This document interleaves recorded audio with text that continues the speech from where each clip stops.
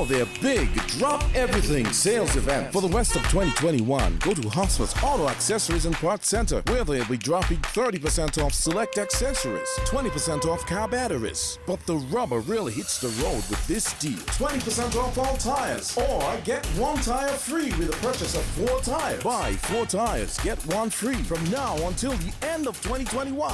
So drop everything and come now to Hosford's Auto Parts and Accessories Drop Everything sales event. Now dropping 30% off select accessories, 20% off batteries and tires. Or buy 4 tires, get 1 tire free. Yes, drop everything and go now to Hosford's Auto Accessories and Parts Center. We are the best. The Federation's favorite auto parts and accessories store.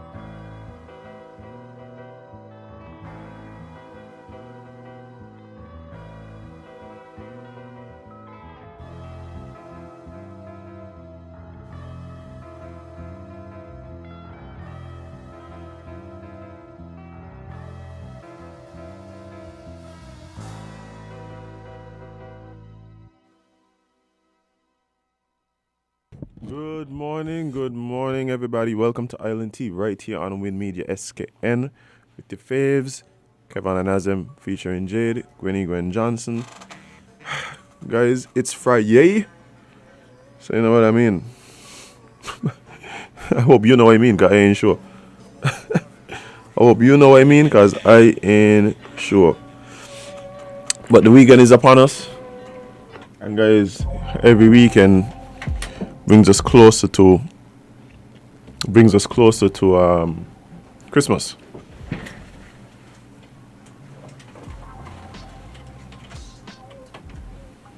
For some people, it's the most wonderful time of the year. Let me bring this across. And yeah, people are gearing up. I'm seeing people in the stores. I'm seeing people. Oh, let me get in the center of the screen. Yes, I'm seeing people in the stores. I'm seeing people at the what do you call them? At the freight forwarders. You know, the usual arguments start up already. But they haven't been as loud. That's the good thing. They haven't been as loud this year. So hopefully we have a year where people get their stuff on time. I'm seeing people doing their cleaning, evident by the hoses out in the yard, spraying on the windows, and the piles of garbage bags I'm seeing rested next to people's garbage bins. So yeah, people are gearing up for the season. People are doing what they have to do. And it's just a few, what is it, 2 weeks? 2 weeks away? I didn't even check to see what day of the week Christmas falls on. Let's do that real quick. I have my trusty calendar right here next to me. Ooh, Christmas is a Saturday. Interesting. So this year would have been a Sunday Juve. This year would have been a Sunday Juve had we had Carnival. Wow. Big up Konris one time. I think he's supposed to come check us today too, you know. So hopefully he swings through and we have a good conversation. I'm logging on so I could see what my friends on the live are saying. And so, yes. Jade isn't here today, guys. As you may have recognized, she had a bit of a family emergency, so she's dealing with that. But everything is good. Don't get too worried. And actually, we are going to, in just a few seconds, jump into some conversation with our friends from Observer Radio in Antigua. So we're actually just preparing for that right now.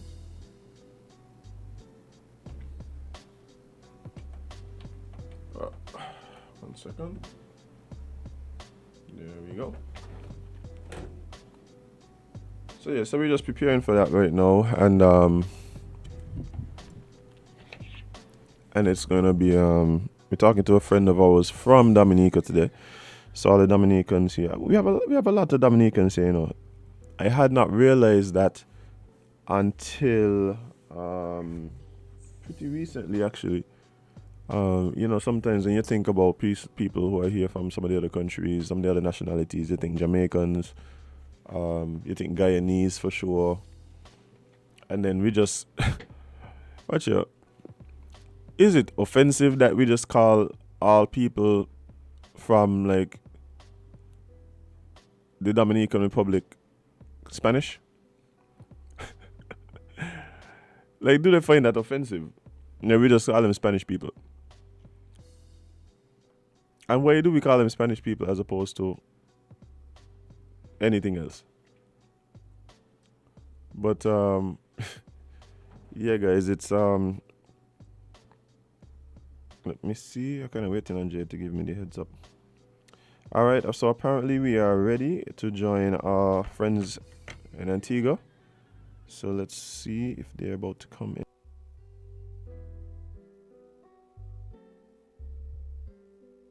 SKB and good morning, Dominica. Good morning, Azam. Good morning, Darren. Good morning. How are you doing? Yes, I think we got that. Good morning. How are you? I am doing well. It's a beautiful Friday morning. We had a small shower of blessing this morning just to cool the place down, get us ready for the day. So I am doing good.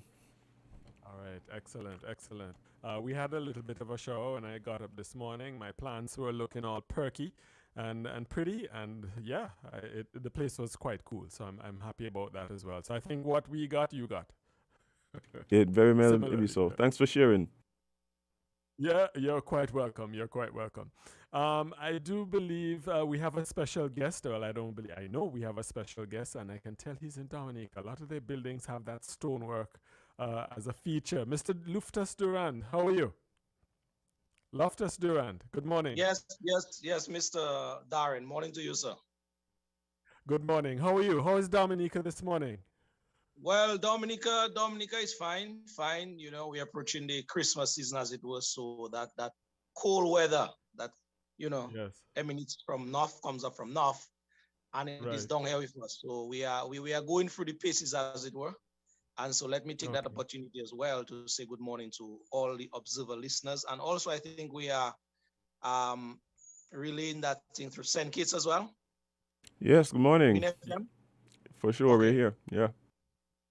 All right. Yes, The good voice morning, you're sir. hearing is that of Azem Bailey. He's one of the hosts, pardon me, of Island Tea, which is a morning show in St. Kitts, Nevis. And well, there's normally Jade as well along with us, but I understand that she has an emergency to attend to, so she's not. We don't have that ladies' touch this morning, unfortunately, Loftus. But we'll make the best of it, us Yes, we gentlemen will. folk. All right. Tell us. Well, first of all, let's start with St. Kitts. What's happening in St. Kitts, real quick, Azem? Anything of note happening in St. Kitts, Nevis? Well, in St. Kitts, I mean, you guys know, like, we're preparing for, we're pretty much into carnival season right now. We have Calypso eliminations tonight, which was a bit of a talking point. The fact that the unvaccinated Calypsonians won't be allowed to compete this year. So that was a bit of a conversation that was happening, and both proponents for each side would have been given their views on why they should or shouldn't sing. So that's been an interesting development. Also, though, the government has announced that on Saturday, like starting tomorrow, actually, the 11th, persons who are traveling into the federation who are fully vaccinated and have presented a valid negative PCR test, would be allowed to just integrate into the population. No quarantine, no extra testing required. So that is huge for us. They had announced it and kind of slowed it down, the rollout of that. Touting the Omicron variant. I want them to do some more research on that and get a proper perspective. But now they're saying that, yes, they will go forward with that. And so those have been some of the things that have really dominated the conversation here in St. Kitts.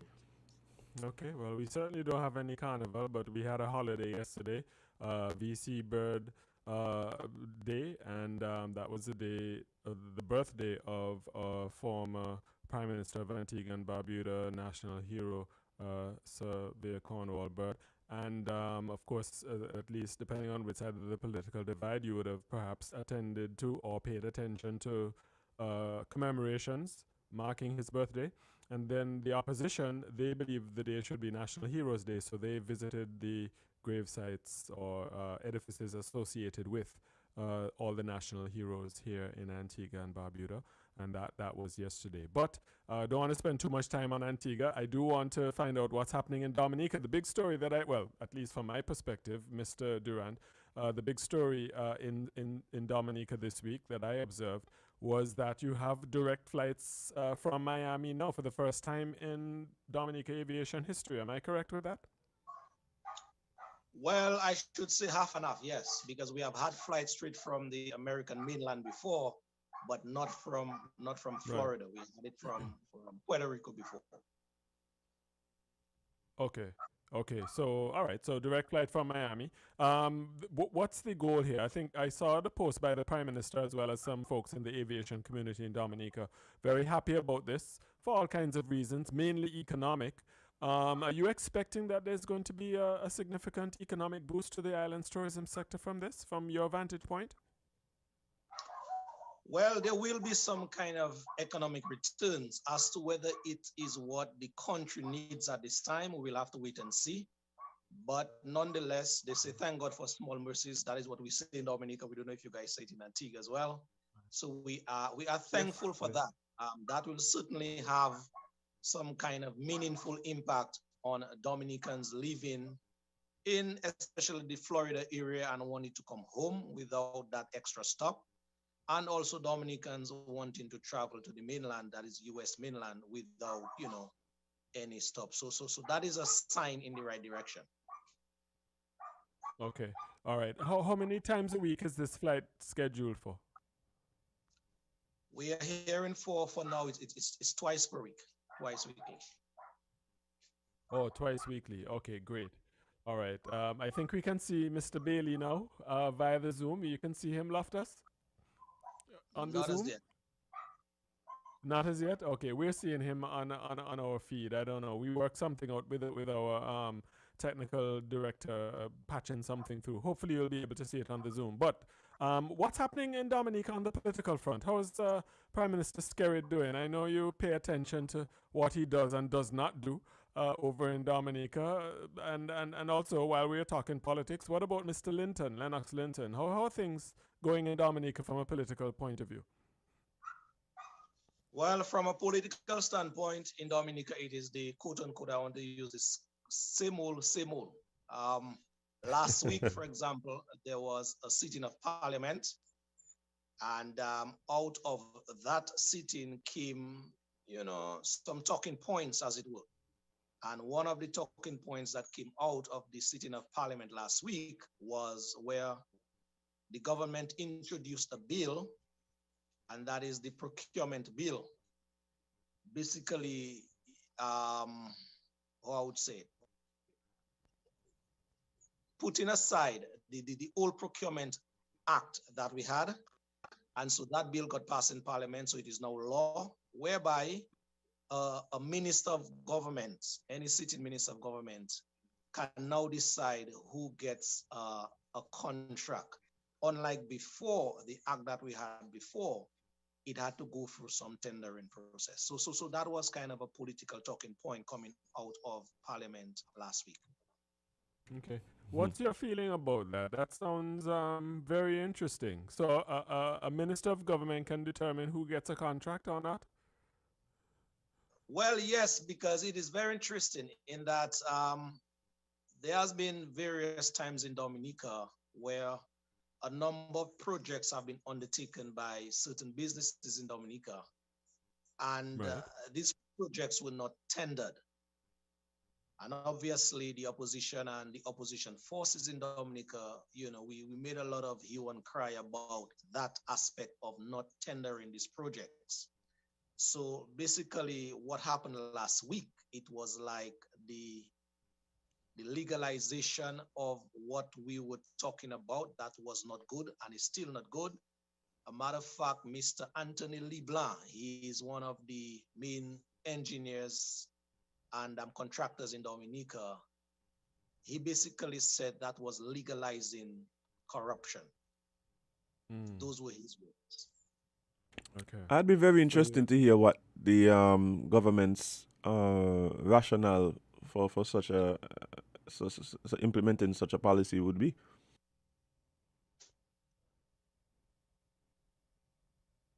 You're muted, Loftus. We can't hear you. Somehow, I think you pressed the. Oh, there you go. Yeah, go ahead. Yeah, based on what they have been saying thus far, is that it's all in a matter of fast tracking how things are done in Dominica. That is the primary reason that they're giving. Efficiency. And yeah, which is very interesting. It's interesting, to put it mildly. You're choosing your words very carefully, Loftus. Yeah. What did Mr. Linton have to say? I haven't heard from Mr. Linton in a little while. How is he doing, and what did he have to say about this matter? Well, Mr. Linton is doing very well. He has been, keeping up very well. Mm-hmm. What basically he and his team brought that information to the public domain after the parliamentary sitting, and obviously they held a lot of radio programs, a lot of comments, a lot of public statements thereafter about just giving the public, putting the public on note as to what really went on in Parliament, where, as I said before, this gentleman who is in charge of BICA, they call them here the Building and Contractors Association, Mr. Anthony Libla, he said on public radio, sitting in with Mr. Linton, that that was just a matter of the government legalizing corruption in Dominica as it pertains to the Procurement Act. All right, so he obviously is pouring scorn on this development. But in terms of Mr. Linton, though, and his leadership of the opposition, how is that going? Because I know there were questions, there was speculation that he might have stepped down in the wake of the last general election, which he lost. What's your take on what's happening on that front? Well, again, it depends on who you speak to when you ask that question, Darren. Some persons they are in Mr. Linton's corner 110%. Some are there 50%, and some are there like 10%. So it depends on who you ask that question. But basically, in terms of Mr. Linton's leadership of the opposition in Dominica, the official opposition, I must put on record that he has done a formidable job so far in terms of that kind of leadership. Some persons obviously seeing that the official opposition, that is United Workers' Party, which he leads, they are now 20 years out of the political status in Dominica, as it were. They are out of government for 20 years. Some persons, even in the rank of the UWP camp, they are saying that, there are the little murmurings around that, like anything else, maybe a change can happen in that direction as well. But as we speak, fortunately, as well as we speak, this Sunday, there will be how the party calls it, a delegates conference, whereby all the positions in the UWP hierarchy will be up for grabs. That is this Sunday. Oh, okay. All right. Well, we linked up with you at the right time. Well, is anyone challenging? By the way, Azim, you have a question? Sorry. No. I'm quite curious to know how things are expected to play out. Right. Is anyone challenging Mr. Linton for the leadership of the party, the UWP? Well, anything can happen on the day. Anybody can nominate anybody on the day. But for now, publicly, no public statement has been made thus far. Nobody since then have come publicly and say, yes, I am, putting my hat in the ring. So, publicly no, but on the day, anything can happen. So, we cannot rule out anybody going up or contesting against him for the leadership of the party as well. But Mr. Durant, surely if somebody is going to be challenging a long-standing political leader of a party, one would know by now, no? Well, yes and no, because in Dominica, certain certain political moves do happen in Dominica, and it's only up until the day that you get to know. For example, the last deputy leader that the party had, that is Mr. Joshua Francis, a lawyer. It was on the day that somebody nominated him on the floor, and I'm talking about maybe 5-6 years ago when they had this delegates conference. Okay. And he emerged the deputy leader back then.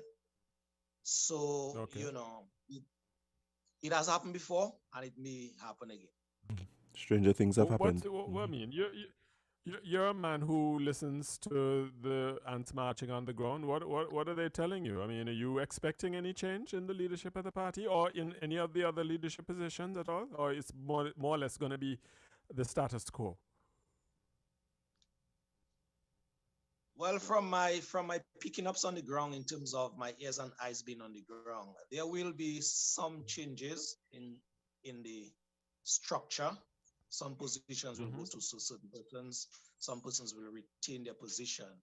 But obviously, when you come to a political party, the leadership position is always the one that everybody eyeball is on. I am not expecting that leadership position to change. If it does, then I'll be very much surprised. Okay. Azem, you had a question? Well, I mean, I don't know if you are aware or you may have seen or heard something, but last week I think it was there was a lot of posts on social media, particularly Instagram, revolving around Dominica's past. I think one of the main characters would have been Patrick Rowland John, and I felt that it was very difficult to really sum up what was being um, reported in the post. Um, it centered around a theory that the Ku Klux Klan had a plan to take over Dominica and make it into a drug haven of some sorts. Did that even come up in Dominica, or was it a point of discussion in Dominica over the past week or two? That has always been a subject for discussion in Dominica. Patrick Roland John, who was our first prime minister, the man who brought us into independence, he's long gone. Um, when he was at the helm of the Dominican Labour Party, there were a lot of accusations that is thrown at him, especially zeroing on the point that you spoke of in terms of he getting in contact with the Ku Klux Klan and having some kind of engagement with them to put a free port in the north of Dominica. There was also the point about some guys with guns. Well, that was a fact. Some guys with guns got intercepted, and they said they were on their way to Dominica. As a result of all these political machinations back then, and we're talking about the 70s to the early 80s, all these things were unfolding. At the end of it, Patrick Rowland John, he spent 12 years in prison after being convicted of wanting to overthrow the then Dominica Freedom Party under the prime ministership of Dame Eugenia Charles.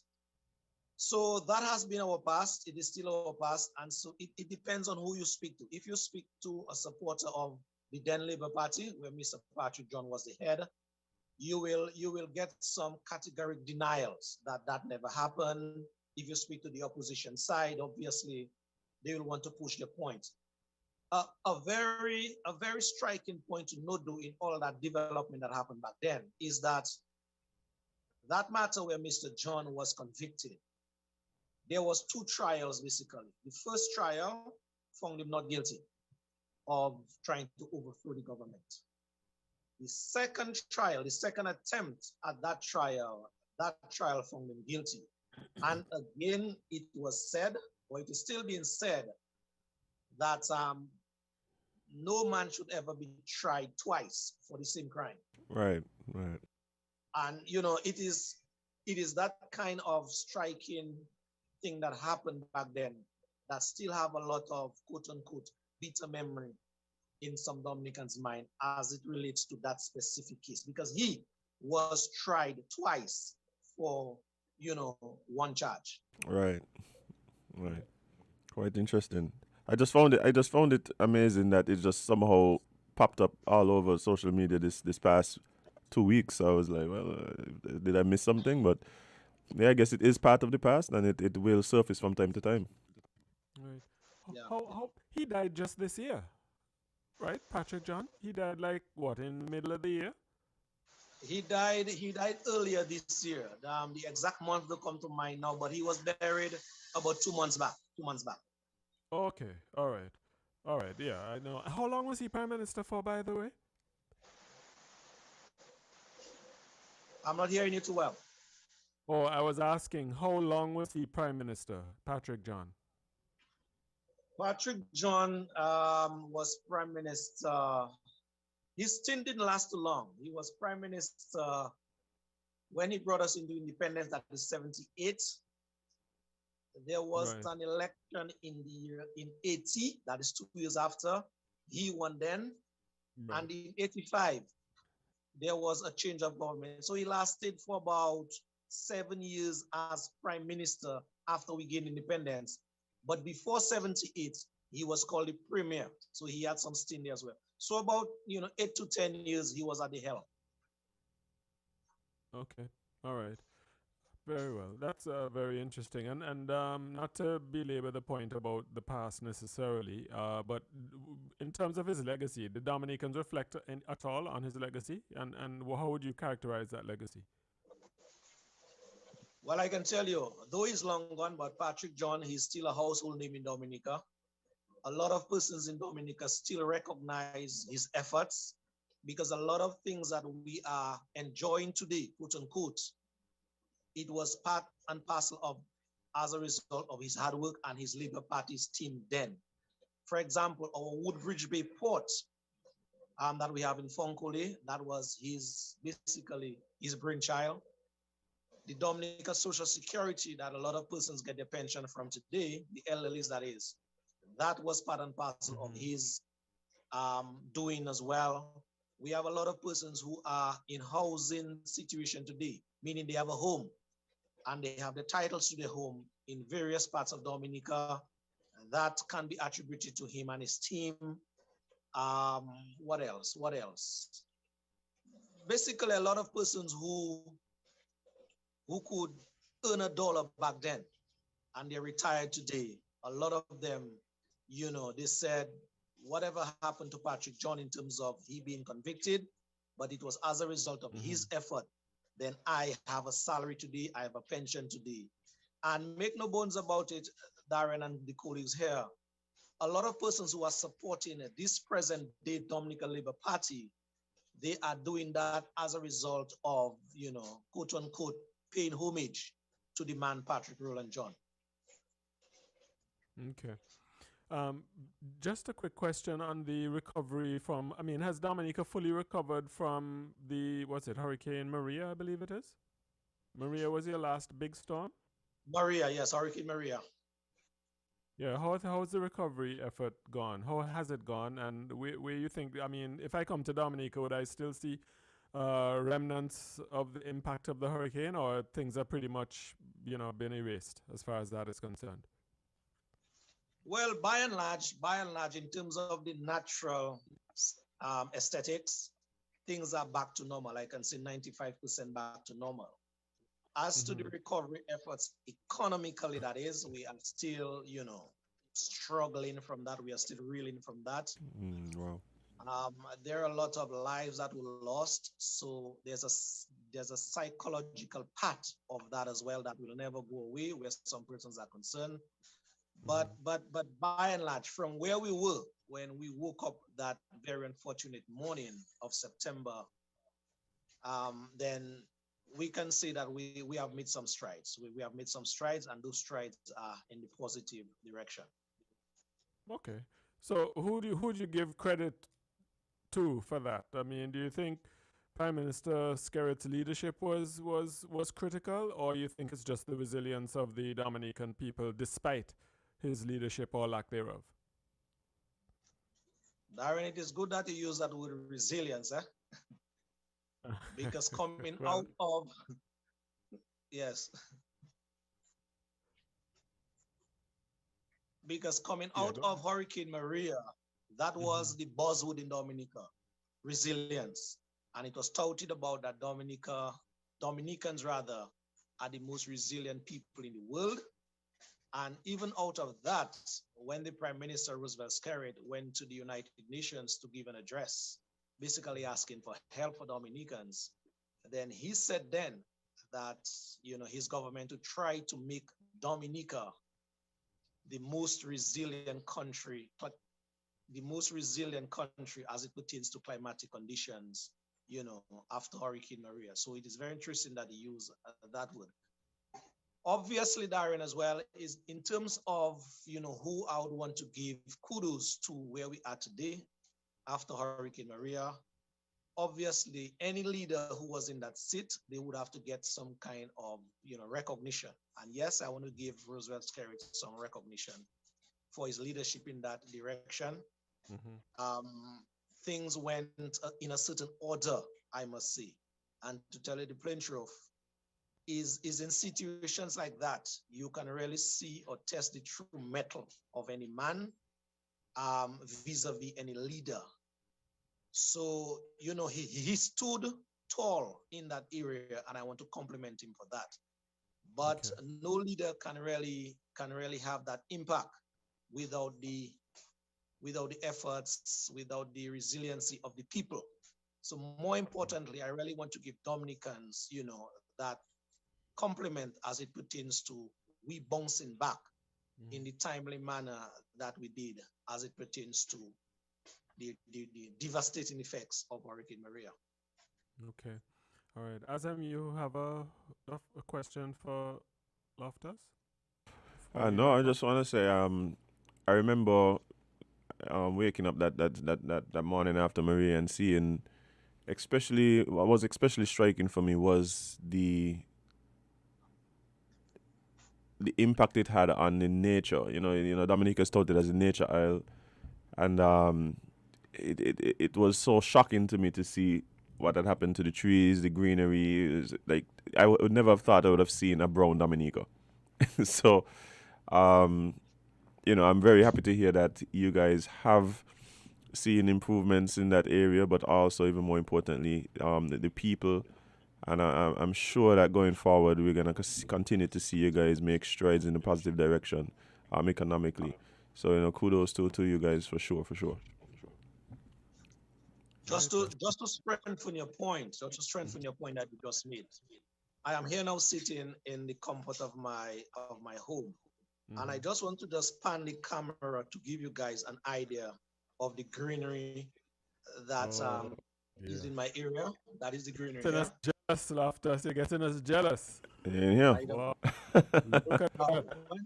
When I woke up that morning, Darren, you see all this greenery that you see there, guys? Yes. These were all brown. Little. Wow. The big trees that you see there, they turned into sticks, as it were. And it was like a really Armageddon style, Armageddon scenario I was watching, where everything had just turned overnight, within some hours, to real brown. And so again, we did what we had to do as a people with the help of God, and we are where we are today. Awesome. And y'all still get plenty rain. Oh Lord, if Antigua even get 10% of the rain you people get in Dominica, maybe up to the other day, maybe 2-3 weeks ago, somebody sent me some video from Dominica with water gushing through the streets. It's like God just bless you all with a lot of rain. Good grief, and we barely get. This has been one of the driest years on record, and we just next door to each other. I don't get it. Anyway, there you go. But yeah, congratulations. On the recovery, and Dominica. Yeah, I'm longing to visit Dominica, so I don't know. I have that itch. So who knows? I might pop up down there, and I'll certainly come and pay you a visit. Look like you have a nice view there, Loftus. Good stuff. I'll bring you exactly where I'm at. You have a lofty location for yourself. Huh? I'll bring you exactly Sorry? now in my porch, so you can see that view and enjoy that scenery for yourself. Yes, I look forward to that. All right. Well, we gotta make a run now. Somebody just weighing in on the conversation, saying that if the opposition wants to remain in opposition for the next 20 years, keep Lennox Linton in position. That's a reaction from a listener, Loftus. I don't know if you agree with that sentiment, but folks feel there needs to be a change in order for the party to see power again. I don't know. You can take that for what it's worth. Yeah. I have a feeling you kind of agree. But anyway, Loftus, I got to leave it there. Thank you very much. I will sure give you a message. I'll give you some heads up as to the results. Let's say after Sunday's delegates conference. Yeah, for sure. I look forward to it. Thank you very much, Loftus Duran, social activist, and all the best, and stay safe. We didn't even get to talk COVID, but it's nice to get a break from COVID. I'm telling you. Azam, great hanging out as always. As always, sir. Looking forward to hearing from Loftus about the results of the opposition party elections. UWP, I believe they're called, United Workers Party. So we'll see what happens there, and if Mr. Lennox Linton will remain He was a host here on the program. Azem, just thought I should throw that one in there. He was a host on. What's he host on? Voice of the People. Oh, really? Observer, yeah. No, Oh. he was a Voice of the People. Yeah. He was a radio personality here, a host of one of our programs. I believe, yes. I think it was Voice of the People. Some time ago, before he went back to Dominica, I believe he was a manager as well, if I'm not mistaken. Oh, Yeah. wow. He has some Okay. media bona fides. So yeah. He's one of us. He's one of us. Just thought. Yes, he is. All right, and from time to time when I do reach out to him, he does, come on the show. He's been on my show a couple of times, but Lennox Henson is a personality for sure. Certainly more personality than I am. Anyway, thanks a lot, Azem. All the best, and good morning to all the lovely people in St. Kitts Nevis. Hope everybody's doing fine. All right, man. I appreciate it. It's always a pleasure, man. Look forward to talking to you again next week. Yes, God spare our collective lives. Have a good one. All right, man. You too. All right. Hey guys, that was the Cross Caribbean link up this morning. Very interesting conversation with our friend Luftus Durand out of Dominica. We're gonna take a short break. We're gonna come right back with more Island Tea right here on Win Media SKN. Stick and stay. Don't go away.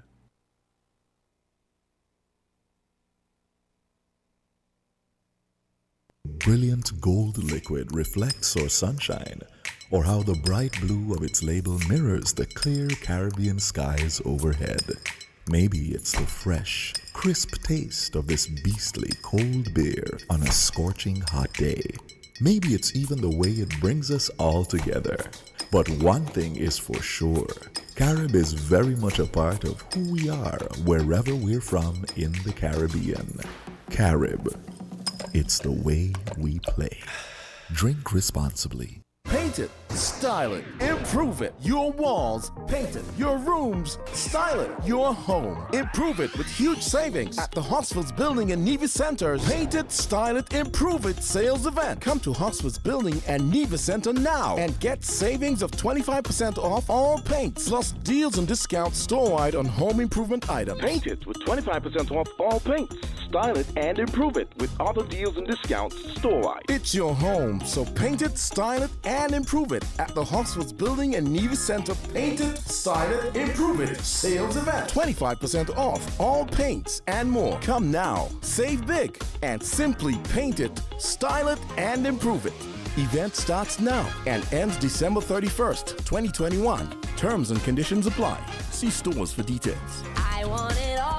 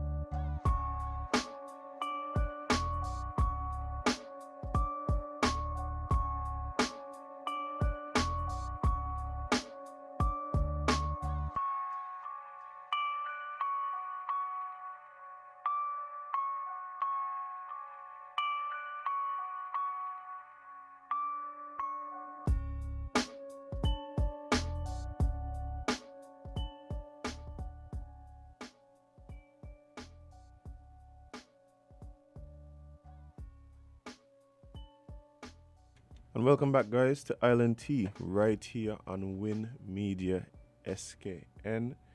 It's Friday, and the time is 8:44 a.m. The day ain't holding up, man. What y'all got planned today? I feel like I have a bunch of little runs to make today, and they're all kind of running into one another. And when I have that happening, generally something that's end up got to get pushed out. Hey, but we got things to do. Adult life. Or adults, speak up yourself. Hey, and normally at this point we give the COVID-19 situation report, but I have not seen one. If anybody have one, send it over to me. But when y'all think we can stop sending out those things? End of the year? End of the year might be a good time. But maybe when we get down to 0 active cases, If you do, let's say we do 0 active cases for like a week. Yeah, I think we need to stop updating one another. We could do like a monthly report. But guys, it's tea time. So let's jump into some conversation about what's been happening right here in the Federation. And as usual, people out here wilding again. People out here wilding, and police gotta go to their work. I don't wonder sometimes, like how investigations are going to sink it really. Especially depending on where you at and where you go. But people ain't really down to talk to the police. Yeah. When things happen in the hood, when things happen in certain communities and neighborhoods and villages and things, police go down there and ask all the questions they want. Nobody say nothing. And everybody know. Everybody know, but nobody say nothing. But there was actually an incident that led to a man being injured in Sandy Point that the police are investigating. We received unconfirmed reports of a man being shot, and this would have been yesterday morning at Bouncing Hill, Sandy Point. Now, somebody have to give me the official count on how many different places there are in Sandy Point. Cleverly Hill, like Crab Hill, Bouncing Hill, the alley, Fig Tree. Somebody give me the official count of how many different. Chapperton is like an actual place, is just a nickname with a street within another. I don't know. Somebody who up on Sandy Point geography, please give me the update. I need to see the list of how many places there actually are in Sandy Point. Because now I sure they got project. They maybe got a new project. They probably got a new project. They have what else they have? I hear people say Stadium View. Stadium View is a place now. But anyway, somebody who know, tell me. But yes, there's an incident that was being reported of a man being shot at Bouncing Hill. The police have not indicated whether there was a shooting or where about the body the man was injured, but stated that the unidentified man is currently warded at the JNF General Hospital. Investigations are still ongoing to ascertain what transpired, leading to that man being hospitalized. Somebody... Okay, the last couple of days we've been getting some police reports and some police statements that just does make me wonder.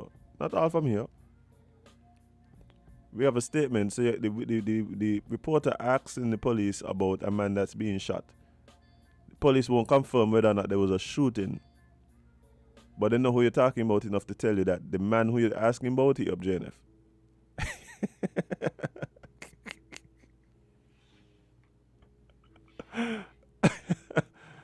Oh boy.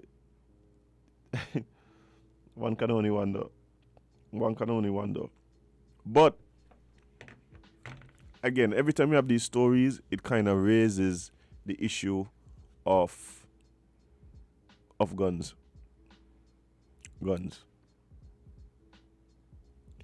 I think a lot of people are recognizing that, and a lot of people would have known all along, but I think a lot of people are realizing that there are a lot of guns in St. Kitts. We don't manufacture them here, so they're being brought in from somewhere. Of course, they're legal ones owned by defense personnel, national security personnel. There's private persons who have legally registered their firearms and stuff like that. But part of me want to believe there's a lot of them that ain't registered. And I keep asking, it's not enough to just go, oh man, where all this gun coming from, boom, boom, boom. We also have to figure out the reason for people feeling the need to have them. And that debate, a lot of times the debate centers around how to police it and the laws that are necessary to deter persons from obtaining illegal handguns. And I keep saying, as much as that conversation is important, as much as you want to say, well, Tell them if they get found with a illegal handgun, it's automatic life in jail. I mean, yeah, that's a conversation. But then again, one must realize a lot of times people who have illegal firearms, who move around with illegal firearms, have more pressing concerns than getting caught by the law. They have more pressing concerns. And people don't understand when you're in survival mode, a lot of time the logic changes. Things that would have seemed insane become very rational when you're in survival mode. But we have a call on the line. Caller, good morning. You're live on Island T. What's up? Yes, good morning. How are you? Morning. I'm doing good. Yeah, man. I see you holding down the fort, man. Yeah, man, try a thing, Somebody need to, give you some big ups for holding down the fort. When other people hold down the fort, they get their big ups, right? I do my little part, so. I do my little part. But I'm real, I like the way how you make that that inter-island connection, man. I think you're very much improving in that area, and I like when you do that, and to see the Caribbean region can get linked up and have discussions. But as you're talking about investigations and these cases in Sincus and Nevis, I just wanted to bring to light, in the USA here, it's been a lot of court cases has been coming up, and as you notice, we cannot really compare Sincus and Nevis to the United States, really, but we just be trying to, shed some light on some of these cases that's been happening in the USA, and just to, the judicial system in Sincus and Nevis is so way behind. It's a lot of backlog. I have experience in a case where it's taken 2 months, 3 months for decisions to come back on cases, and it's taken like 2-3 years for cases to be heard by the court. The Prime Minister indicated before that they was going to take a look at the judicial system to try to clean it up, and we haven't really seen any advancement, or he hasn't come back with an updated report. But I wanted to just bring forward the Jesse Smollett case in the United States, right? And, he has been found guilty on 5 disorderly charges. And the reason why I wanted to bring that case forward is because we must learn something from each individual case, and each individual case is different. But like you can see, the authorities here in that case, they pieced together a thorough investigation, and that's what I wanted to kind of point out to you guys. And also, the CCTV cameras, they were able to piece all of those photos and stuff at different times and different places. And, it's very important that the way how they piece those different pictures from the cameras down, and were able to put that case together. And I believe that they did a thorough job, and I just wanted to shed some light onto that. And I know Sincus and Nevis has been having problems with, incidents and investigations and some cases and stuff like that. And a lot of crime has happened there, and there is nobody's coming to justice. And that judicial system in Sincus and Nevis, it got to get cleaned up, because if there's no justice, it ain't going to be no peace for the people. And I know in Nevis, they're rolling out like 60 cameras around the island. And I think that, in Sincus too, they're probably doing that, but I haven't been, hearing that much about the Sincus and about that. But I know they're probably doing it in Sincus as well. But I think that rolling out those CCTV cameras is going to help. And I just hope that they get persons trained, effectively in those areas. So when they have incidents, they'll be able to go to the cameras and them and piece these incidents together to bring some type of, justice to the culprits or whatever. But thanks a lot, man, and that's my contribution, man. I wish you guys the best, man. All right, man. You guys hang in there. Have a good holiday season, man. All right. All right, man. I appreciate it. Thank you. We're just gonna talk about the Jussie Smollett situation a little later. But yeah, it's interesting. I mean, I've been on record of saying I am not a fan of these cameras up and down the place. Like that is not that is not exactly what I'm not very comfortable with it. And then we have people, and I understand the people who are for it. I understand the reason why. It's all in the quest for law and order and justice, right? So yeah. And we could always have that conversation, but not now, because unfortunately, I have some sad news, and I can tell y'all something, right? Before I talk about this next story.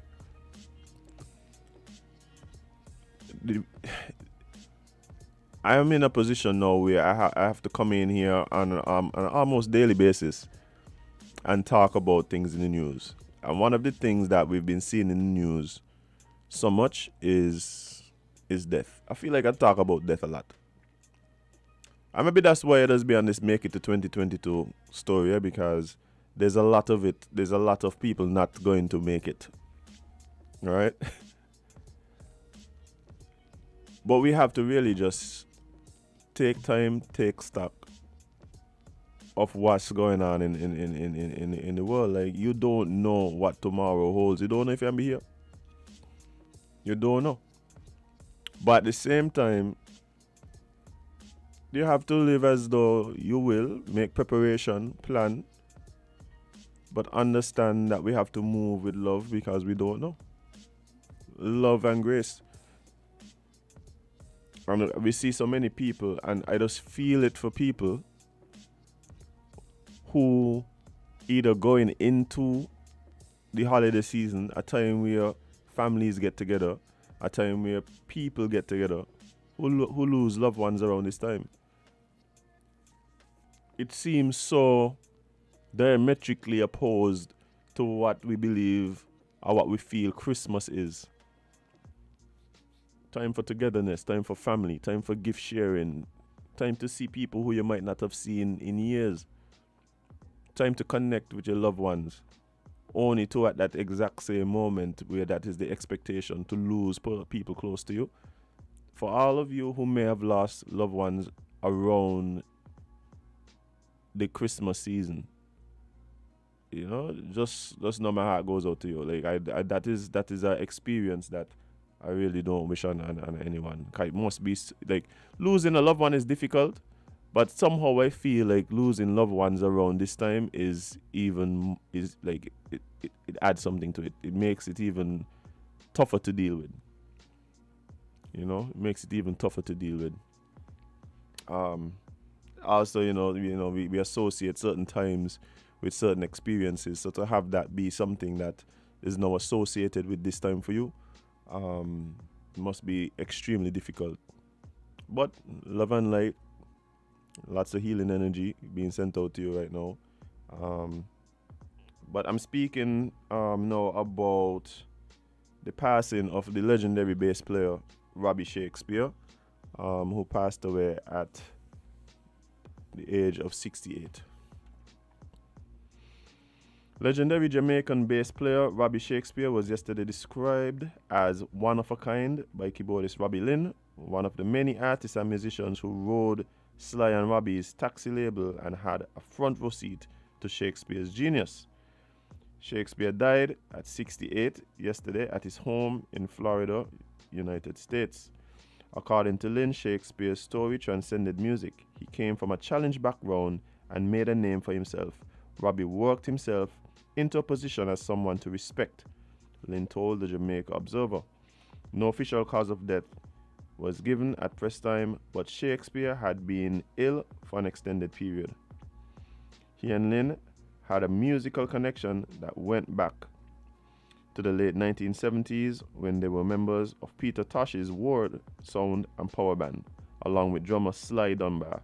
They played on numerous hit songs, including Walk and Don't Look Back by Tosh and Mick Jagger Revolution, that's Dennis Brown, Love and Devotion, that's Jimmy Riley, and Baltimore by the Tamlins.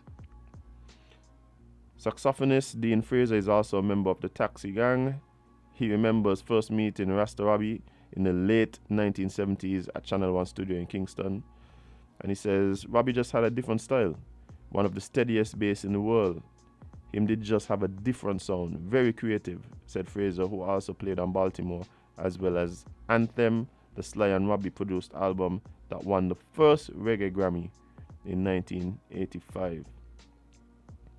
Guys, like, I'll stop there, but I mean, if you are a musician, if you are somebody who likes reggae music, and if you are just somebody who likes music, hands down,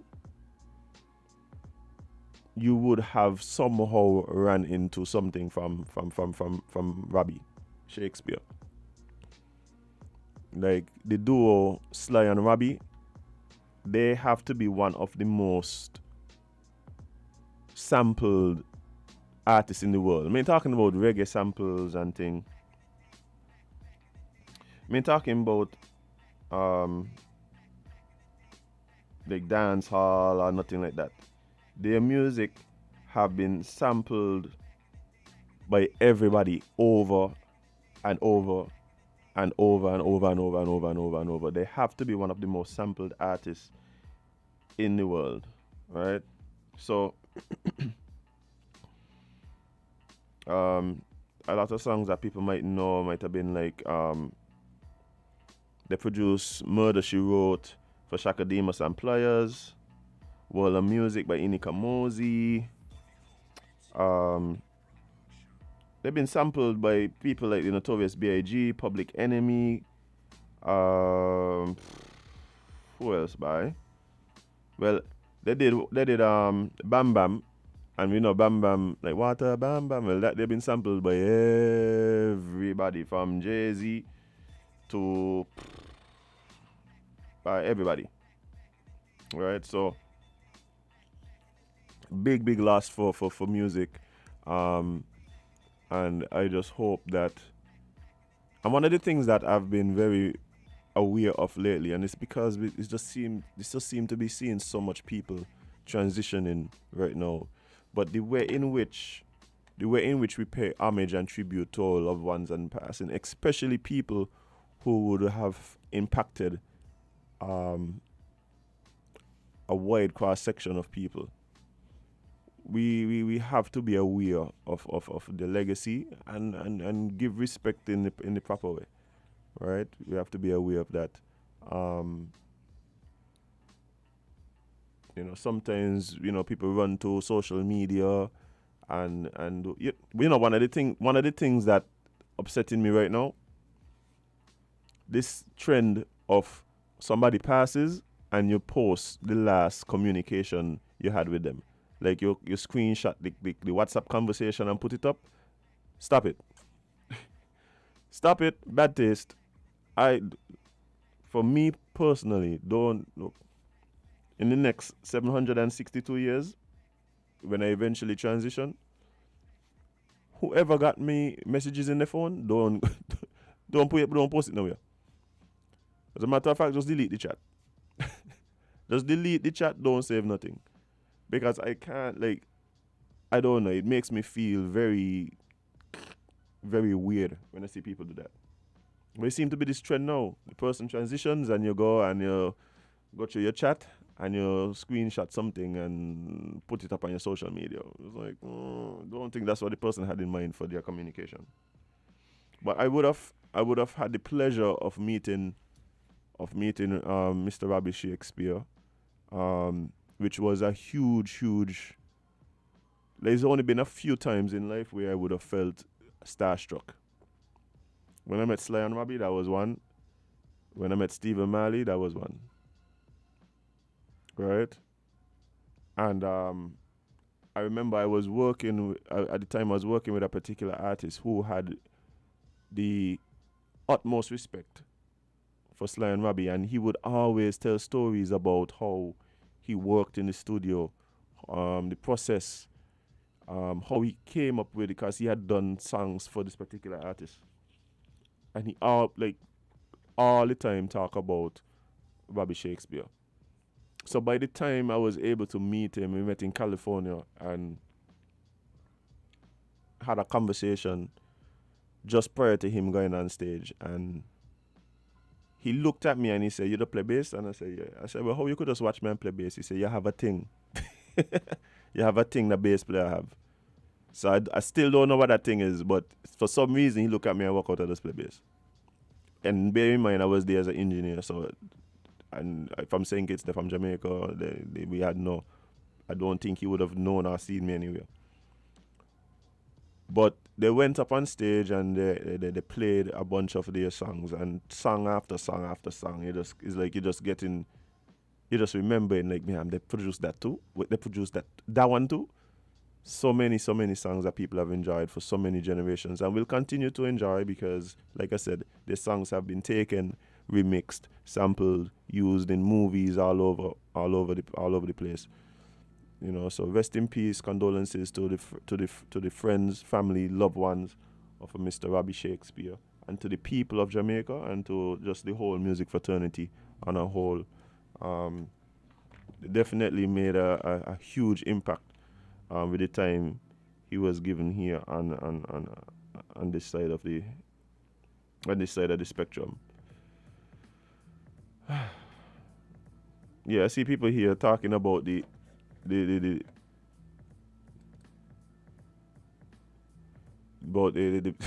Axeman.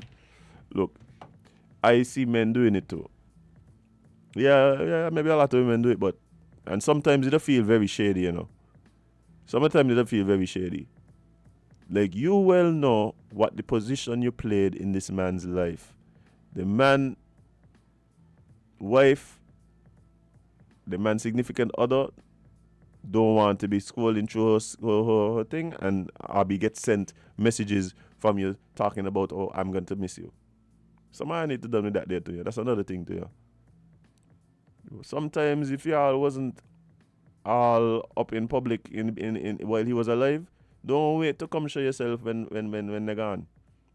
Just keep that same energy. The role you was playing in life, keep playing that role in death. What about that? I need to cool. I overdoing it now. But yeah, they can't for you. But this is something. I have a story here, right? And we're gonna need to really figure out what we're doing in terms of treatment for COVID-19. I'm gonna say what we're gonna do and we need to figure it out, because I have been seeing all these reports, especially in South America, of doctors using all sorts of treatment, including bleach,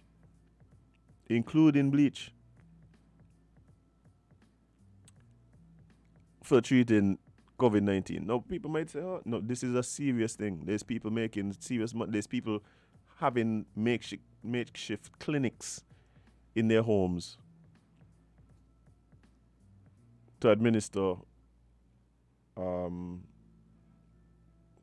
all sorts of toxic chemicals to treat COVID-19. But guys, there has been a doctor suspended for use of ivermectin to treat COVID-19. Now, this ivermectin thing is a real interesting one for me, because I don't know how many of you would have been following what was happening with the Joe Rogan story and CNN and all of that. And but anyway, let's read the article. Media reports have confirmed that the license of Dr. Gilbertha St. Rose to practice medicine has been suspended as a result of a non-approved use and promotion of ivermectin to treat COVID-19. Approval for the use of the highly controversial drug could only have come from the Ministry of Health or Chief Medical officer. The decision came after a disciplinary hearing, which took place earlier this year, where the doctor had the opportunity to defend the allegations made against her by the council. Dr. St. Rose has for years been a proponent of the use of natural and organic methods to treat disease and ailments. In 2012, she spoke to the Star on the health benefits of hemp and medical marijuana. Ivermectin has been a contentious drug the world over, once being promoted for use by a former world leader, who also suggested using bleach for the treatment of symptoms related to COVID-19. The World Health Organization and the public health agencies, and other public health agencies, many of which St. Lucia is a member by way of treaties, have consistently indicated it is not approved, nor is it effective for use in the treatment of symptoms related to COVID-19. The Medical Council has since noted noted the below with regards to its role and authority in such matters. Dr. St. Rose has promised to hold a press conference on the matter. And they gave some outline of what their role is. Now this happened in St. Lucia, guys. By the way. So this ain't no Somalia or no Cambodia or no Colombia or Peru. This happened in St. Lucia. Beautiful country, by the way. I need to go back to St. Lucia. But I'm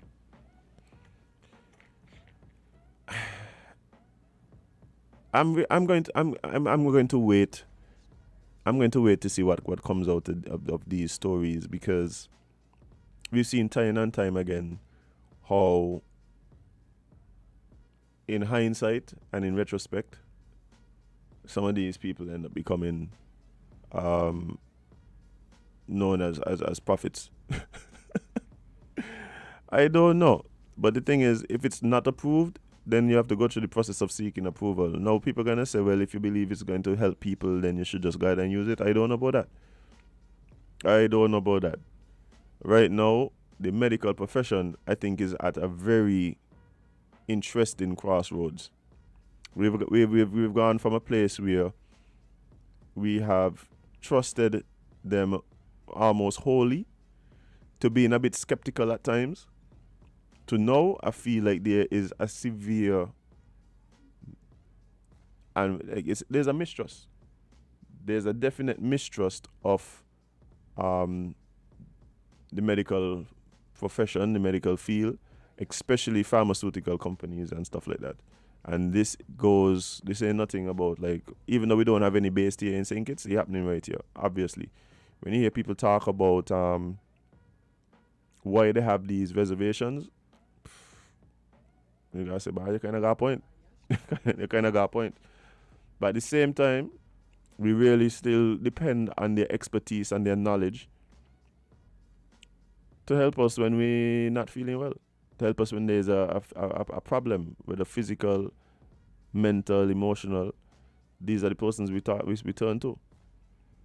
So it's going to be interesting to see how COVID-19 affects just the way that people interact and look at the medical profession, because we're seeing a lot of evolution on that front. But we have a caller on the line. Caller, good morning. You're live on Island T. What's up? Good morning. Morning. Just wanted to comment on your earlier segment, the link up. Right? We have a habit in St. Kitts and Nevis, and well, judging from the reaction of others on your Caribbean link up segment, it seems that it's region-wide as well. We have this habit of laughing at serious stuff. I guess that eases the frustration of not being able to do anything to change what obviously needs to change. You know, it compensates for the feeling of powerlessness and cynicism and disillusionment. How does a whole country stand by and let a prime minister change something like a procurement law to essentially give ministers the power to award contracts. You know, the snickering that I heard y'all doing tells the whole story, tells exactly how y'all feel about it. You know, if y'all can see the danger in doing something like this, why can't most Dominicans? And this is not to be condescending to Dominicans, for we in St. Kitts and Nevis stood by and let the government water down the Public Accounts Committee legislation so that only the Auditor General report can form the basis of an investigation. And only senior civil servants can be called upon to give evidence. You know, a lot of junior people know exactly what's going on and the wrongdoing that is happening. And a lot of that wrongdoing is unearthed by whistleblowers who may be lower down in the organization. Okay? There are reports of abuse of the Procurement Act here as well. And whether by government or statutory corporations or government-owned enterprises. And this is a practice that needs to stop. As was pointed out, it leads to corruption. And this week, when corruption and its corrosive effect on democracy is being highlighted by President Biden in his today virtual forum. And by the way, irony of ironies, I saw a release that said our Prime Minister is apparently participating, okay? And this comes on the heels of his appearance in a photo op with the chairperson of the Integrity Commission. Regardless of the circumstances that photo was taken, it is not a good look. Certain institutions, I think, should be independent and seen to be independent. And we should guard against institutions and officials which are supposed to provide checks and balances from getting too entwined with the institutions and people who they are supposed to keep in check. Okay, so I do hope that what was said on the program this morning is taken note of by not only the powers that be here, okay, because they may be tempted to follow suit, but by the general population as well, and prevent something like this from happening here. Okay, then. All right, bud. Thank you.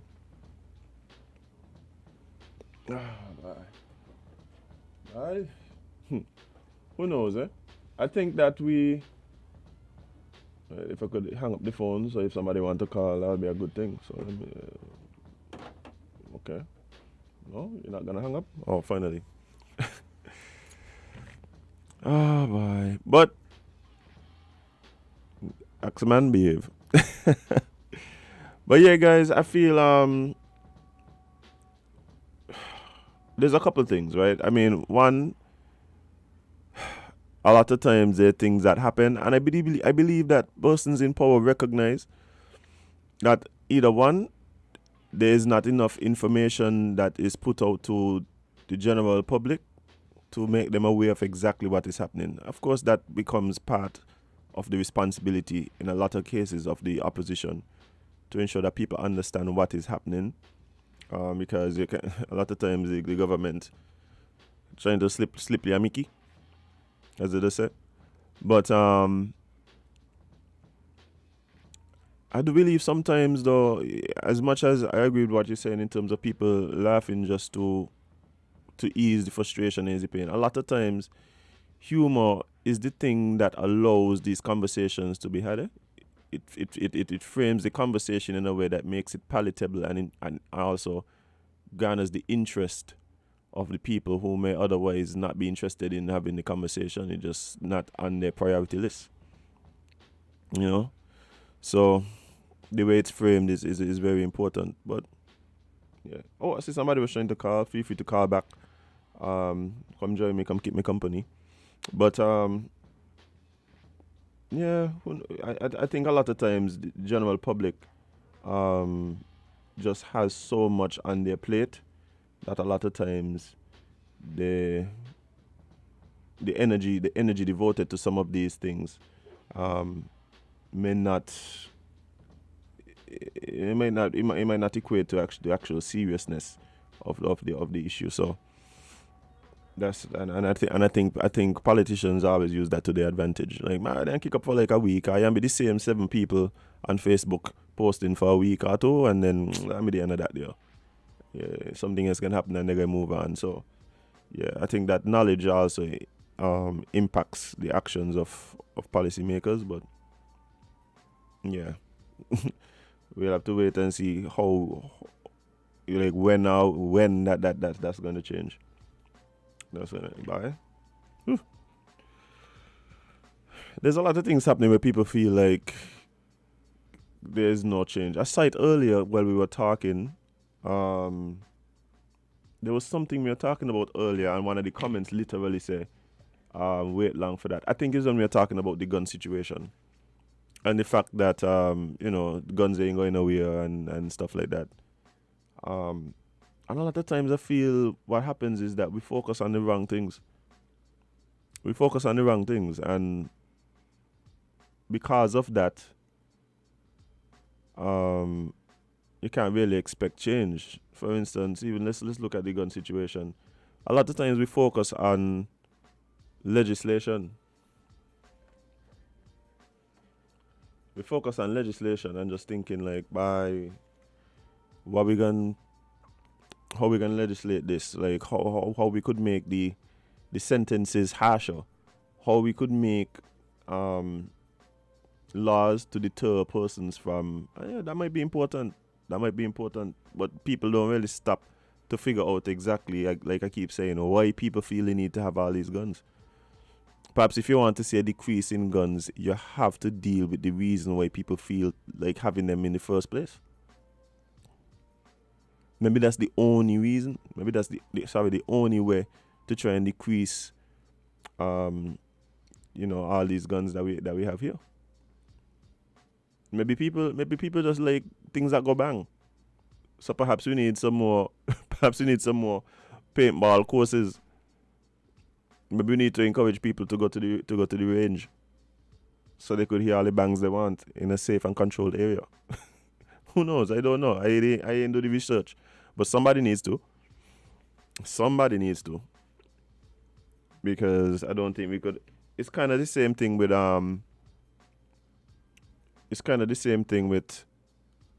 what you call it.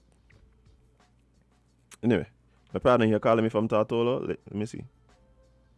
Jason Smith, you're live on the radio, eh? Yo, Bailey, hold on. You're live on the radio, so be careful what you say. I can call you back when I finish. Yeah, I live on the radio, so I can call you back when I finish, because you ain't want to talk to the people of St. Kitts. Okay. But yeah, guys, we're gonna have to sometimes figure out exactly like root causes. We're gonna have to figure out how to make persons recognize the importance of issues that are going to affect them. Like, there are a lot of people. I was speaking to somebody the other night. He told me, he said, I ain't vote in the last 5-6 elections. I said, but why? And that's another topic that I want to touch on. Not the person voting, but the fact that a lot of people dismiss people who have different views to them instead of having conversations. So when I speak to him a little more, he tell me, really and truly,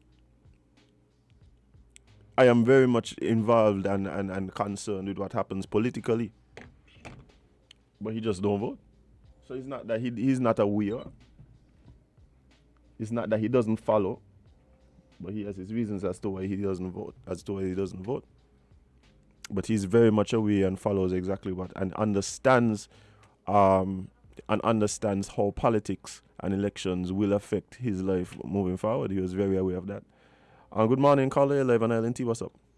Hey, good morning, man. You're Morning. doing a good job. Appreciate it. Thank you. Yes. What's good on your to have mind? Different points of view, And it's good, as I said, to hear young people thinking. Because a lot of us parroting, parroting different thinking, Oh, well. Now I want to, now some of us, I don't understand. We talk about issues. They would have parliament, and some will decide they're not going to listen. Then soon after, you're going to say, oh, well, up to now, they didn't even pass the law, and they ain't nothing, and they ain't nothing. Which brought me to the caller, my good friend, Mr. McMahon, good morning. I believe we just wake up, because there was a Southeast Peninsula Board. After the road was built, the board was established to monitor any activity that goes on the Southeast Peninsula. Not just the road, even the water and so. Edsel, did you know Edsel? Edsel Daniel, he died. Yeah. Right, Edsel and Patrick Williams, Patrick passed too. Both of them were on the Southeast Peninsula Board. You hear people talking about how, they take up the hotel and they carry to Anguilla. They don't know the truth. They wanted to change those certain things to the environment, and the board did not allow it, so they upped and they went. But you see all kind of political story, right? When you don't know the truth, you just talk. Now in 1995, when the Labour Party won, the first thing Dr. Denzel Douglas did was to dissolve the board. So the board lost its power, so that there was nobody, not even the Frigate Bay Development Corporation, had power over the Southeast Peninsula Development, and he passed a law giving himself alone, not the minister of anything else, He gave himself the power to give permission to do anything over on the peninsula. That is why you see the salt pan gone and different places gone and certain things happening. Obviously, Mr. McMahon did not know. It's good to inform people, because everybody can't know everything. You're in a certain field, right? The one with the public accounts committee. In Jamaica, and Jamaica is a little more advanced in certain things than us, we got to face it. It is the auditor's report that is used as the foundation. The same thing the Act say here. The person who's supposed to head the Public Accounts Committee is the leader of the opposition. He never call a meeting, but you hear them anyway. Now, have you ever seen an auditor's report? Have you ever? Yes, I have. Right. If you want to know what really happened, because remember the auditor's department is independent, they go into the government offices, they will tell you on each heading, because I used to get them every year. Under what heading, if they overspend, if they underspend, they tell you where. So if once you start there, you could see where, why was so many millions spent that was not budgeted for? You then ask, because remember that the permanent secretaries are the accounting clerks for each ministry. And according to the law, they can send somebody to answer the committee. So it's not correct to say, that's not true, because I read them. I would advise Mr. Gentleman to try and get the one. You see, we don't read these things because sometimes I think people need to go on the radio, even the ministers. The man go to the auditor's report. Go to the auditor's report. There's where you see where money was misspent, where underspent, where it was diverted, and you ask the question, but people just want to play politics. How many plan to listen to this thing? I ain't want to hear nobody. And, and they should pass that law. Then they discovered the law passed 10 years ago. I'm advising people to educate yourself. Then you won't have people who are unaware trying to educate you. Because it happens a lot. I only basically came on because I was a statistician, familiar with the information. And so that's why I came on to correct, That's the only reason why I get up, because it's only so much ignorance I could take. Lord of His don't mercy. make the most noise. Lord of His mercy. It's true. I don't mean any person, but it's true. I got you. People say, the government ain't. Because somebody said, oh, they ain't got a 500. There's criteria the person told them to fill out the form. I mean, I pull out none. Yeah. And you hear them, oh, people home hungry, people ain't got nothing to eat. Now, they give the number, call 311. So, oh, me not call anybody. Yeah. And then people pick up that story. You see how they're having all of this two-day sale? Now, how you call a two-day sale in a corona? Where people say, oh, people hungry. And people ain't got nothing to eat. Everybody ain't hungry. I mean, you ask yourself the question? Oh, boy. You rush start. I mean, they advertising new brand car. I mean, they ain't got the heart to say, come get good second-hand car. 180 something thousand. And everybody got sale and the crowd rushing. Yeah. But we are the hungry people. They won't. Them the ones who ain't rushing. In front of the store doors, them. Yeah, but them the ones who ain't rushing, man. You can't tell people what to do, but at least advise them, miss. Nobody know what they overcome. Omicron. Omicron. We ain't overcome Omicron yet, you know, because it hasn't reached. And larger countries busy shutting down door and shutting this and shutting that. What do you think we immune? So when you rush out, spend half the money and go and take those big loans. You hear them loans? $80,000 and $500 a month. I working out when you're done pay. Yeah. Because it's 6,000 a month. 16 to 80. Right. And as somebody said, they're not going to give me that for a house, you know. When you come buy a car. Oh, yeah, too easy. You know what I mean? Too easy. They can't bring in nothing. At least if you get a house, you could rent it and let the mortgage pay. And people got to start to think, everybody giving easy loan. Easy loan, go up and look in hospital parking lot. Look into this parking lot. It's a people's vehicle. Yeah. I mean, I am advising our people, use your sense. Don't get caught up. If you can't afford to go Carnival Village, at least you go there, everybody could see for free. You don't have to show yourself. So please, Mr. McMahon, please to get copies of the auditor's report. You know, I wish you were near to me and I could have some copies. You know? I want you to read them. You pass by you for them, man. You pass by you for one or two. Yeah. You pass by you, man. At least he makes the effort, eh? Yeah, you pass he by you. He makes the effort to educate. You got to give him credit. Only that he don't know. Mr. we appreciate it. Yeah. You know, and it's good because people who know mouth shut. All right, man. Thank you for calling. Actually, it's shady in this place here. Oh, bye. I love the callers, bye. But that's an interesting point too, as well, too. Eh? I mean, a lot of times people just aren't aware of what is.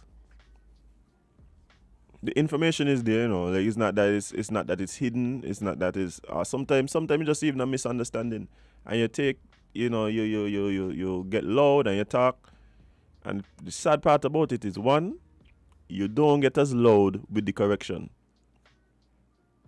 Yeah, all of a sudden you understand like by where you went wrong and you're quiet now. But two, but people don't care about that either. People don't care about that either. People don't care about the correction. People just want the melee and the confusion. That is what people want. That can always ring louder, especially in this time where everybody seems to be in an echo chamber. Well, what does bounce off them was the most is confusion, drama, melee. But that's what moving around by. Rumors. But it is what it is. It is what it is. Like me say educate yourself. Educate yourself. I think a lot of times we depend too much on people to inform us about what affects us. I think too much times we depend on others to inform us about what affects us. And we're going to have to begin to really take responsibility for just the information.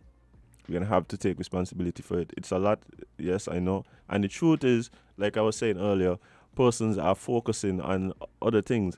If people really and truly having issues figuring out how to pay their bills for the next month, they might not be so inclined to listen to a National Assembly. Even though what happens in National Assembly may make it easier or more difficult for them to solve the problem that they're trying to solve. But right now, that ain't what I thinking about. I thinking about by where I could squeeze an extra $2 from to put on the school fee. You understand? I trying to figure out where I could squeeze an extra $200 in the next 2 weeks, because me ain't pay for the decade last week and this week I ain't got done.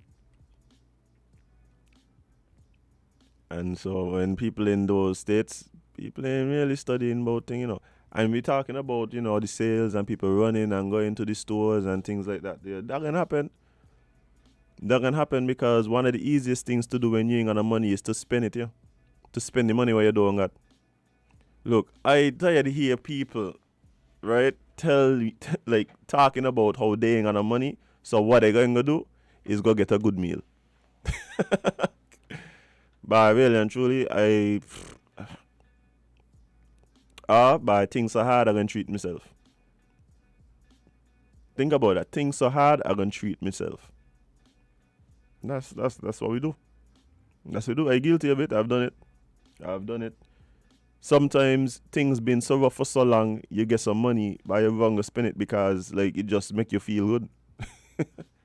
Just because it make you feel good. You ain't studying about the fact that boss, you know how hard you had to work to climb out of where you was just now.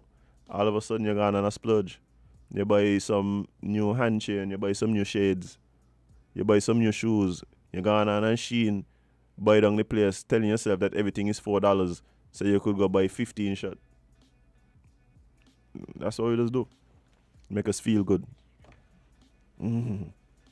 Actually, retail therapy is a real thing, eh? So I right now deep in a binge. Deep in a retail therapy binge. The shopping up a storm. What? Black Friday sale? What? 50% off? What? Pre-Christmas sale? What? But sale all over the place.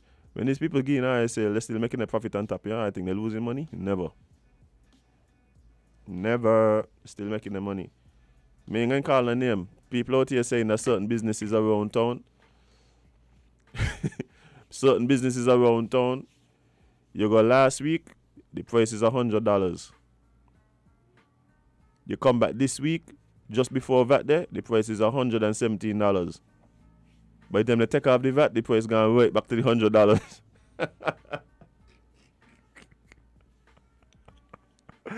The price gone right back to the $100. Oh, are people wicked? That is wickedness here. That there is wickedness, I tell you. The business, not the sale coming up here. So they raise the price just before the sale. By the time you... Hey, my sister show me one, right?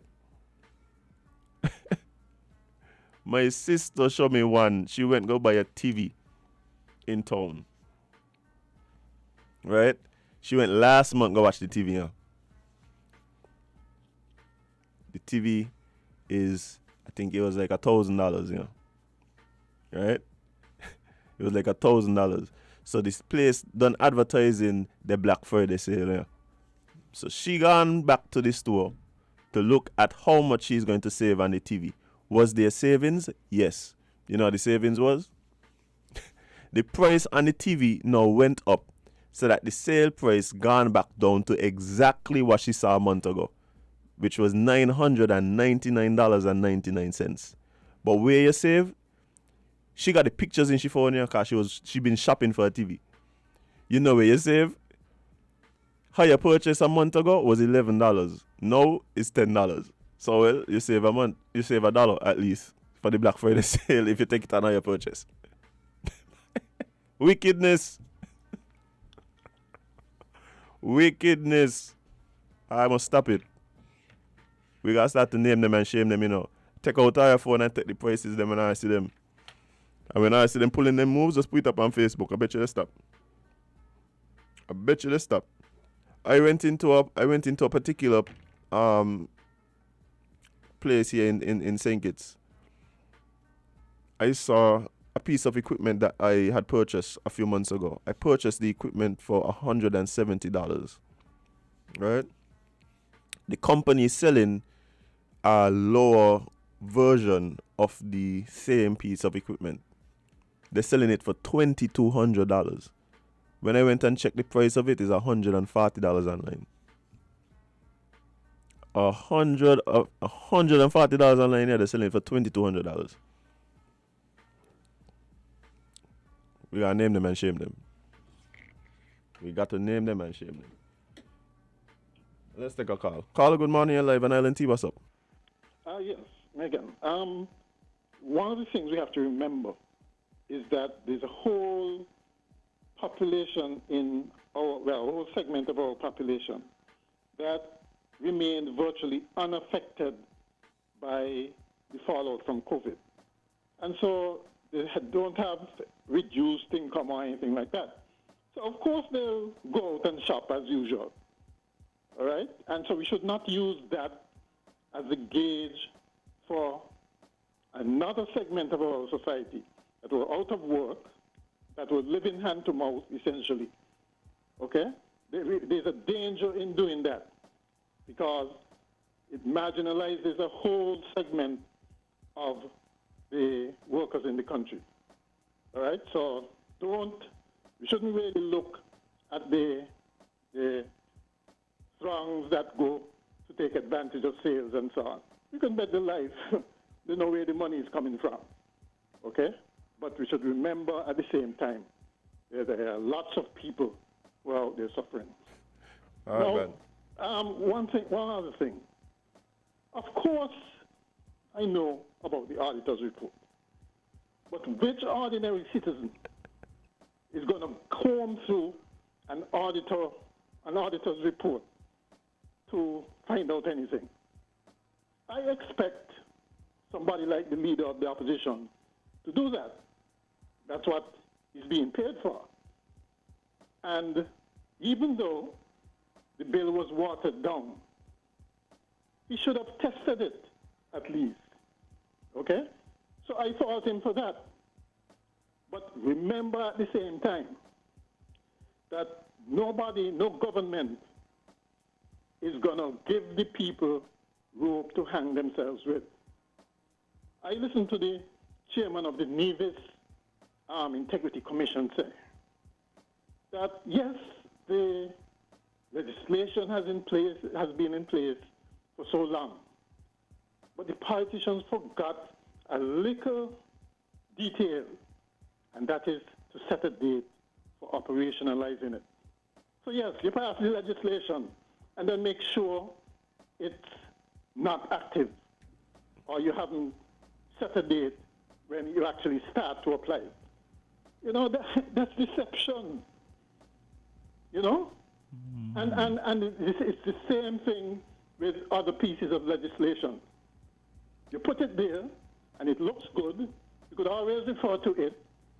Some international report might take it up and say, well, they're doing good governance measures. But in actual practice, nothing is happening, right? Because they create all kinds of loopholes that circumvent these things. And as I said, nobody wants to give anybody rope to hang themselves with. So don't expect the politicians to actually actualize these things. Right? As a matter of fact, I felt that both the opposition and the government were colluding to not apply these things. That's the only conclusion I could have come to, because they were not doing it, even though they promised to. Okay, so it's not a matter that these things aren't out there. Okay? It's a matter that it's difficult to actually comb through. You probably have to be an accountant yourself anyway. okay? And the people who are supposed to be actually making sure that these things are looked at, okay? And that the checks and balances are there, are not doing it. Right, okay? right. And we should hold them accountable for that. Right. All right, then. All right, man. Appreciate it. You know what's going to happen? I just wonder if them two callers got one another number. I would just like to sit down and watch and watch the conversations.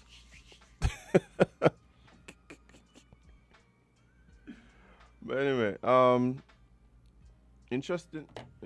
Hold up. Let's see who this is. One more call before we move on. Good morning, caller. You're live on Island T. What's up? Yes, my cup of tea, you won't let me in. They must know one another on your tongue they're from. And I must say, Mr. Chapman, Mr. Henry. Yeah, Mr. Henry, all of them were teachers, and they must know one another. Yeah. What I call it to say, you know, the park here, that deal back to the monarchy, you know, a British person there, the Queen grandson to do with that, you know, and man in Barbados. So when we think we get them out of the system, they're still in our system here.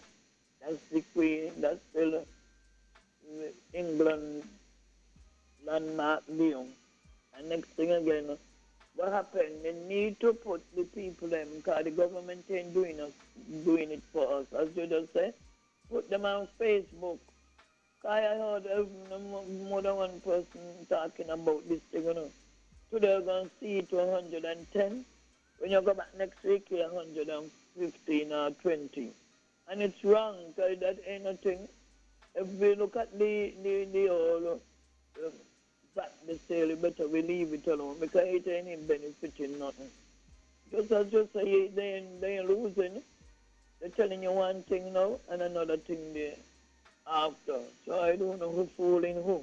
Have a good weekend. Oh, you're the fun. I appreciate it.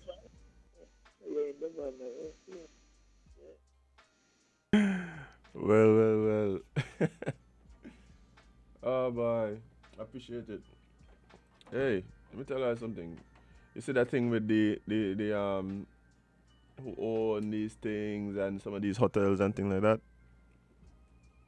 Let me tell you something. Like, for me, one of the big issues I have, and I think we might need to legislate it, I can't understand why so many of these hotels and things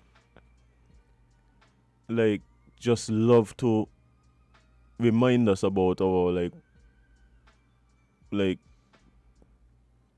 past. Why they got to be the place where there's reminders? We have the actual physical reminders here. We have actual great houses. Why you got to come eat in the great house? I just think about that.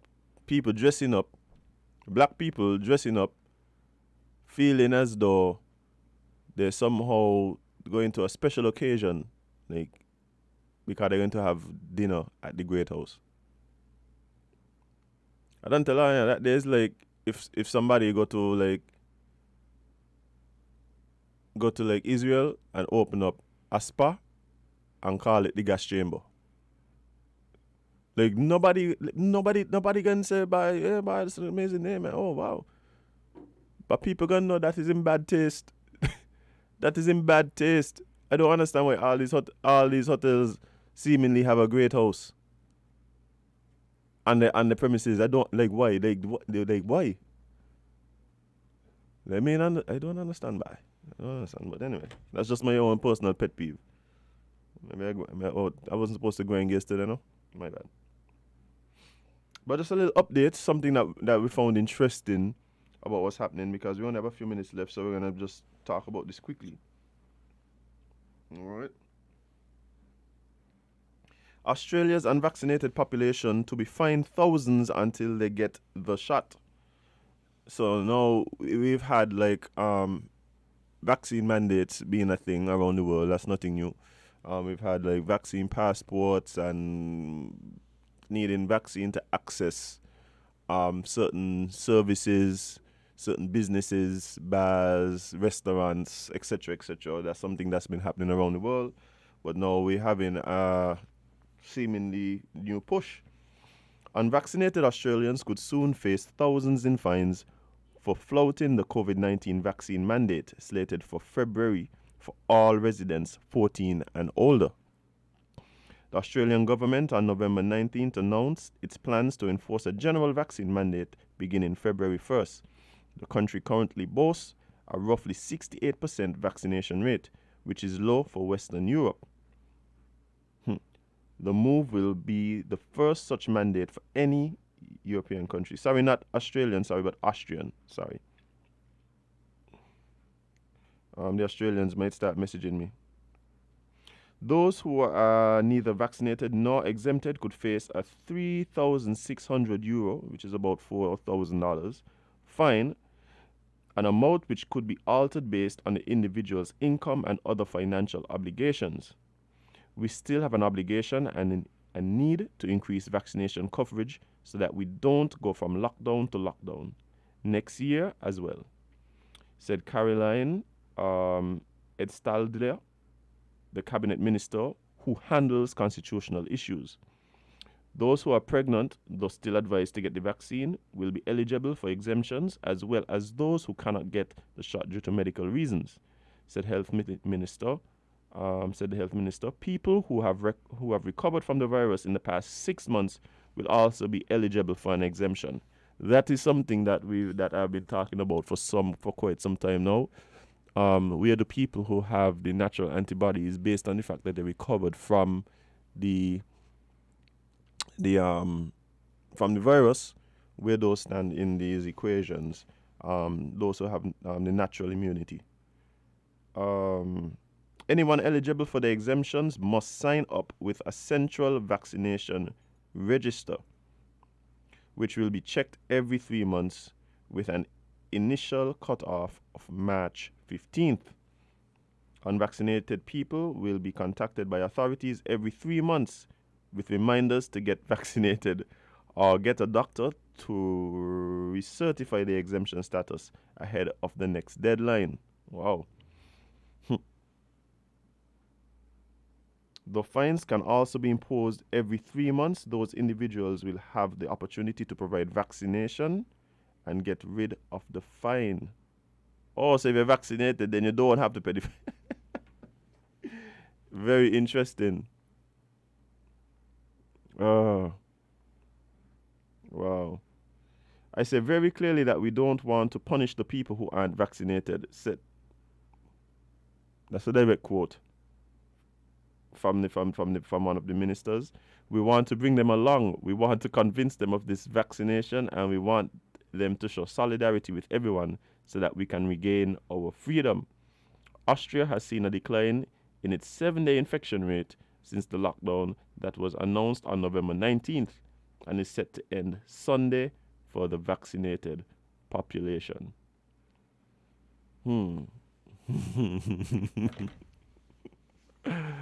Very interesting, guys. Very interesting with these developments.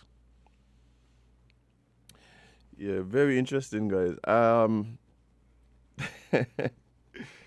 It's gonna be interesting to see how different countries handle this, especially given the different reactions to the vaccine. I do believe, of course, politics is going to play a big part in this.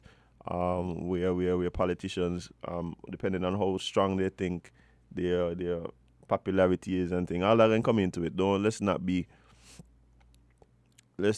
ignorant about that. But yeah, let's take one last call before we close up the show. Good morning, caller. Make it quick, please. Oh, lost a caller. Take one more. If this person sticks around. Good morning, caller. Could you be brief? Thank you. Oh, yeah, that was brief enough. That was brief enough. But guys, I think that like I've been saying all along, everybody is having conversations about what can be done, what can we. You see the minister that talk about this, the one who deal with constitutional issues. That's the one who having the most talk, not the health minister. You know. The minister who deals with the constitutional issues. So they're telling you exactly where these conversations are happening. Hey, what we could do from what we can do. We could manage this, we can't manage this. And again, all the time, nobody to be talking about the limits. Nobody talking about the limits. Where do we draw the line? As a society, what is it that we're just not going to stand for? Instead of having that conversation, we have the conversation about what we could get away with.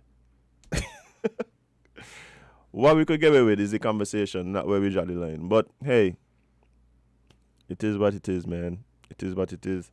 We're going to see a lot more of this, I suspect, in the upcoming months. When people started talking about mass mandates, that was a big thing. Then the vaccine mandates came, and that was a big thing. And now fines for the unvaccinated, which can be renewed every 3 months. Yikes. But yeah, we'll have to wait and see. Don't feel like these things ain't gonna reach down here. We'll have to wait and see. I mean, thankfully, a lot of our people are going out, taking the vaccine, doing their part. So perhaps we may not have to take such drastic measures, but time will tell. But guys, we're gonna have to kind of end it here for today. We had an amazing week, lots of amazing guests. Appreciate you guys for taking the time out to come and chill out with us right here on Island T on with Media SKN. Whether you hang out with us on Facebook or on YouTube or with Media SKN's website, or you listen to us on the radio, just know that we appreciate you. All the callers that call in, you're a big part of what makes the show happen. All you guys who check us on the live and comment daily. Morning, Weedy. Thank you so much. And yes, guys, SH been on the same train with me. Remember, we're still on mission. Make it to 2022. Guys, be aware. There are a lot of people who've been trying to be successful at the mission, and they're just dropping short. Do what you can to remain vigilant, to remain aware, and to look out for your fellow man, so all of us can make it to 2022. That is the goal. That is the mission. Hopefully, you guys accept. Well, guys, before I go, just remember to spend more time living your content than posting it. And you can't be everybody's cup of tea because you is not a mug. See you guys on Monday.